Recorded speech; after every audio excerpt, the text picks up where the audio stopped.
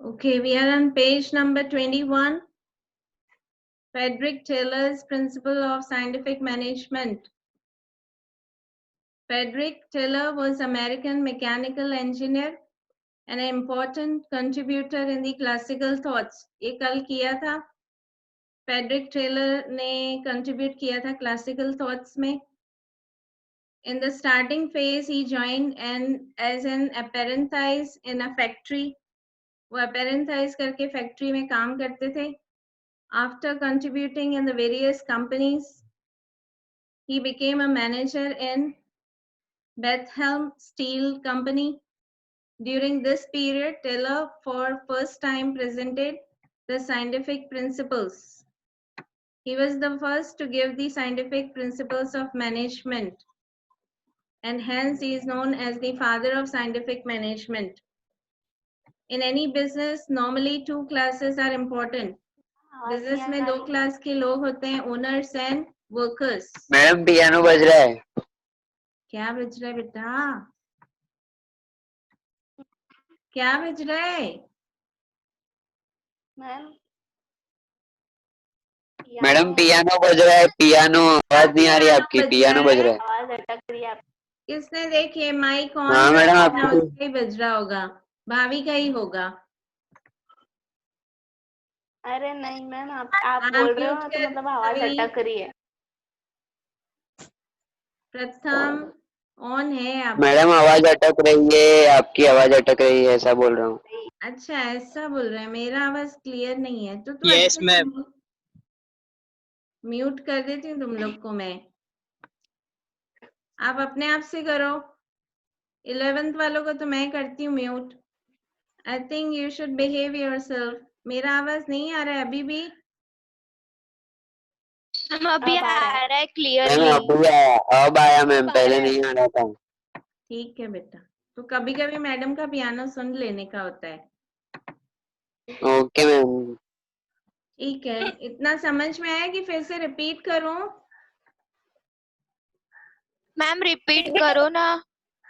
बस इतना ही बोला है कि टेलर जो है वो अमेरिकन मैकेनिकल इंजीनियर थे और उन्होंने कंट्रीब्यूशन दिया था क्लासिकल थॉट में, जो आपने लास्ट टाइम किया था, लास्ट लेक्चर में किया था क्लासिकल थ्योरी. तो उसमें उन्होंने टेलर ने कंट्रीब्यूशन किया है.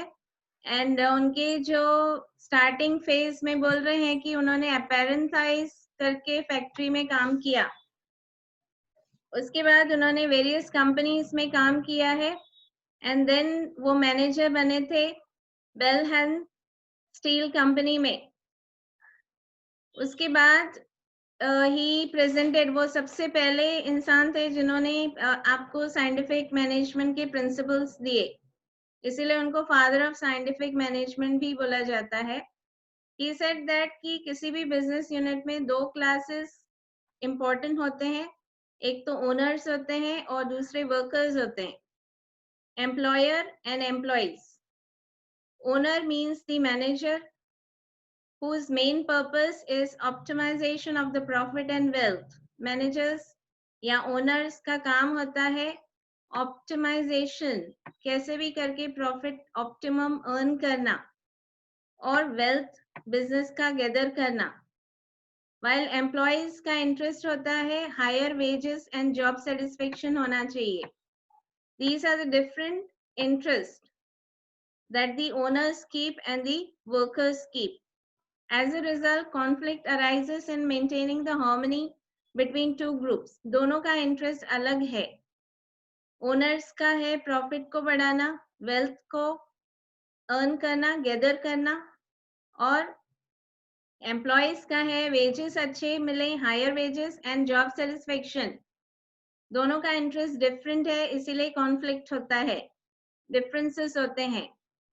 Frederick Taylor challenged this traditional method and started to develop a new method.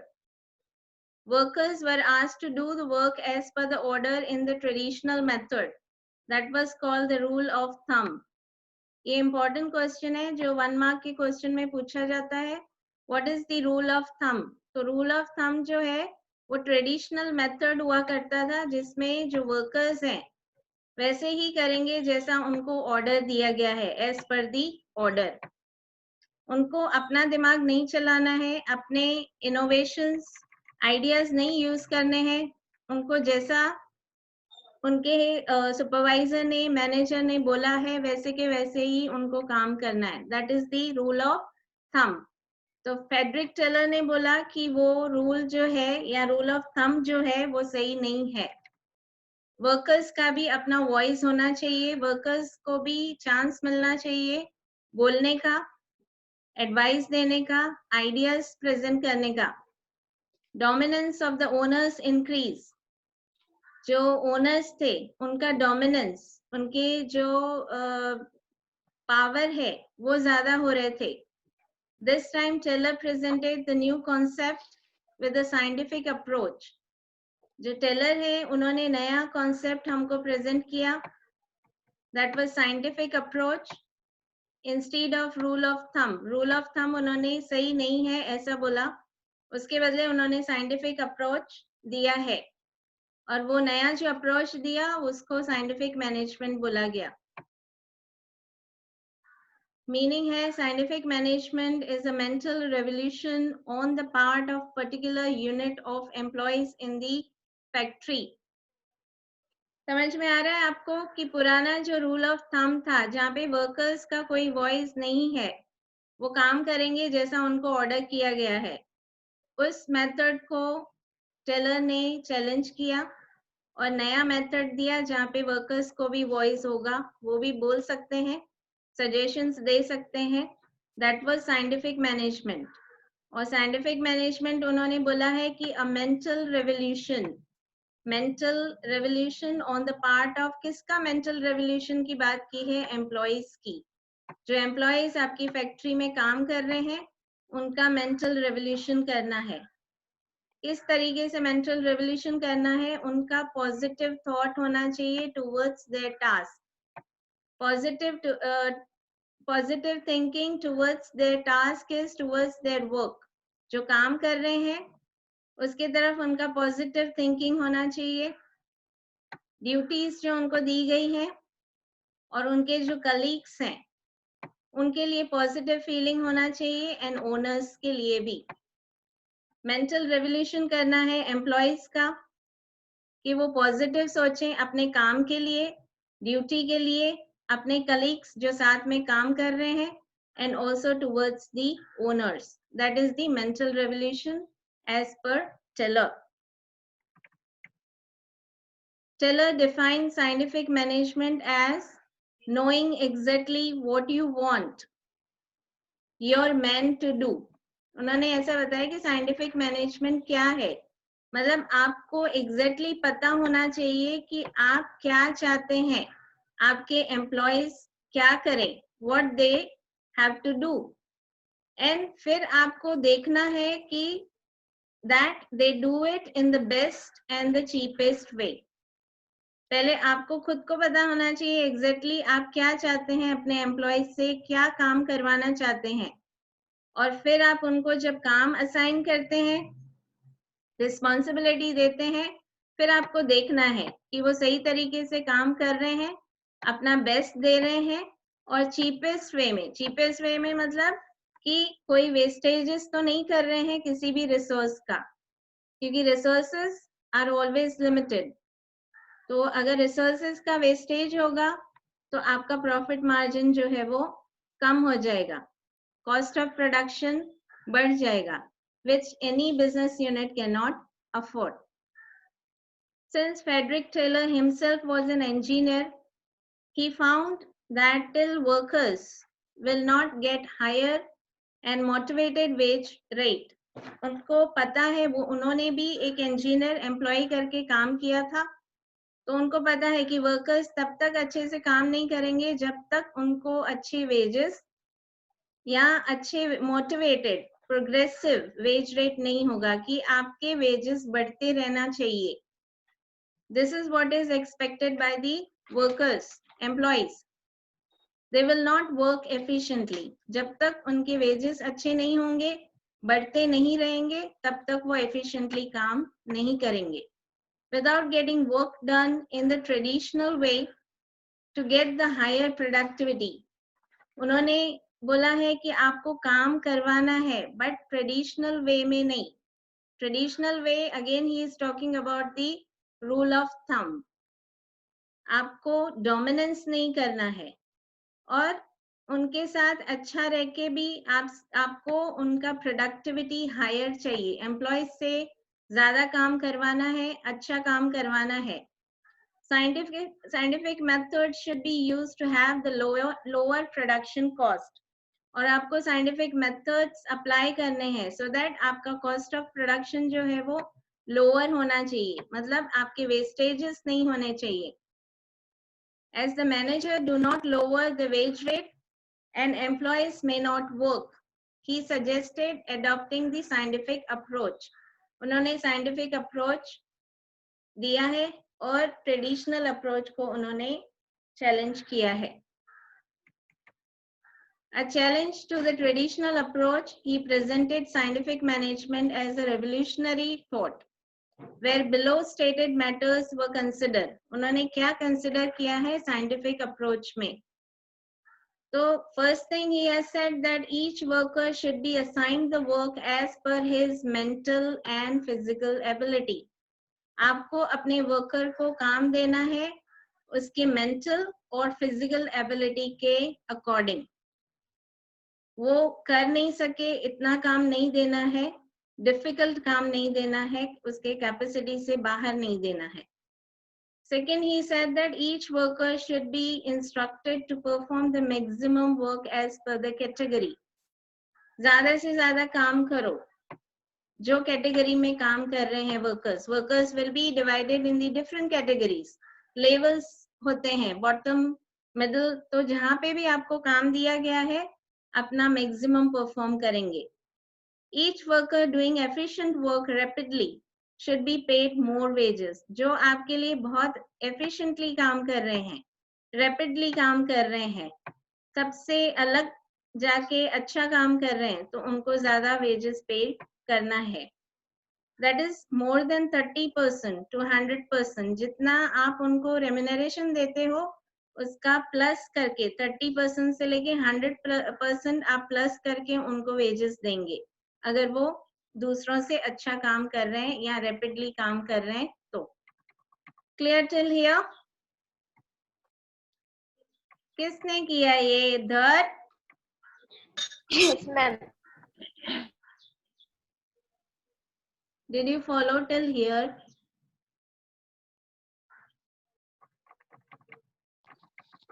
हाँ बोलो या नहीं बोलो? Yes, ma'am. Okay. Yes, ma'am. Yes, ma'am.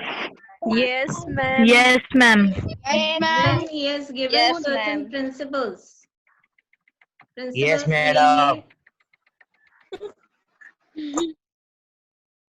He has given the principle of scientific management. First is the scientific method. Amar, तू पूरा screen खराब कर रहा है. You know there is one option. मैं दिखा देती हूँ अभी, तू रुक जा.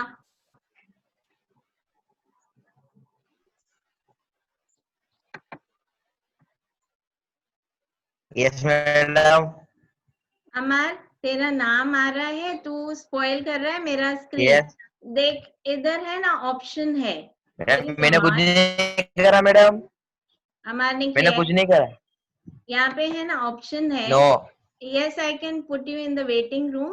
I can remove you from the meeting. Okay. No, madam. Yes. Behave No. well. तेरे को ऐसा लगता है ना तू क्लास में नहीं है तो मैं कुछ नहीं कर सकती हूँ, तो देखो अच्छे से मैं रिमूव कर सकती हूँ मीटिंग में से. No. And I'll call your parents, okay? No, madam. Yes. No. इधर रिपोर्ट कर दूंगी मैं तेरे पेरेंट्स को, देख ले. No, madam. Sorry. Yes. Sorry. You should be. Yes, ma'am.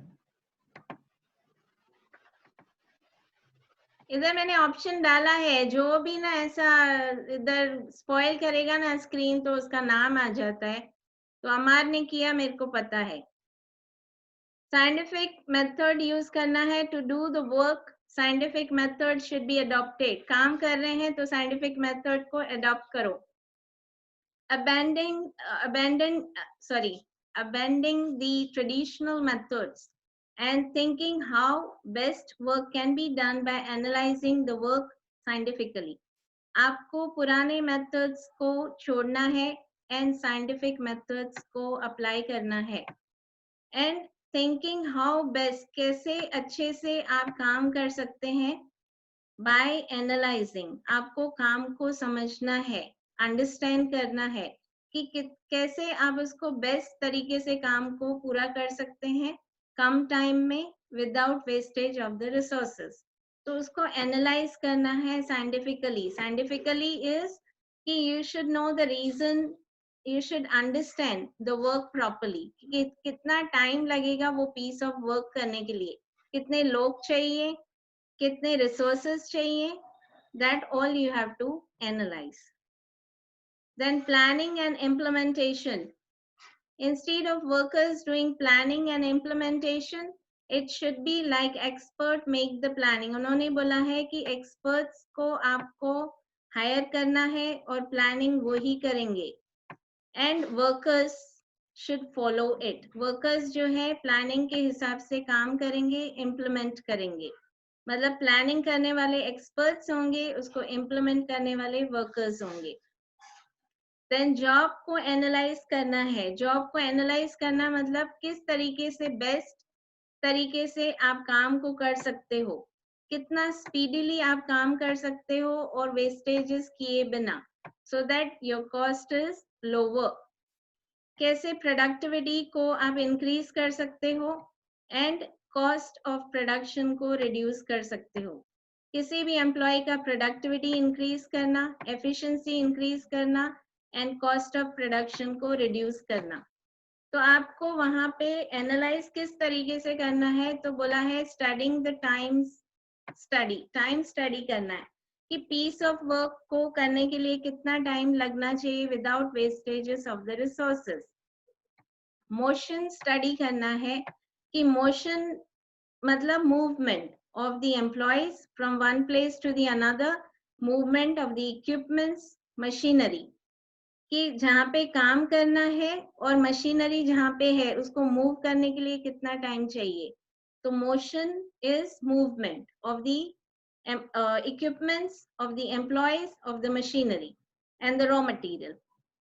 Then fatigue study करना है कि कितना काम करने के बाद इंसान को ब्रेक की जरूरत है, उसको वर्कर को बोर्डम नहीं लगना चाहिए, टाइम टू टाइम उसको ब्रेक मिलेगा, रिफ्रेशमेंट मिलेगा. That all you have to study. Then standardization and the simplicity are scientific process which should be done in advance. Standardization is कि आपको standard set करना है, equipment का, time, situation of the work, resources, matters are considered for standard. मतलब किस standard का equipment आप use करेंगे, standard time कितना होगा काम करने के लिए, situation का कैसा standard होगा, circumstances जिस situation में workers काम करेंगे, resources जो भी raw material आप use करें उसका standard quality क्या होगा. ये matters आपको standardization में consider करना है. Clear till here? यहाँ तक समझ में आया?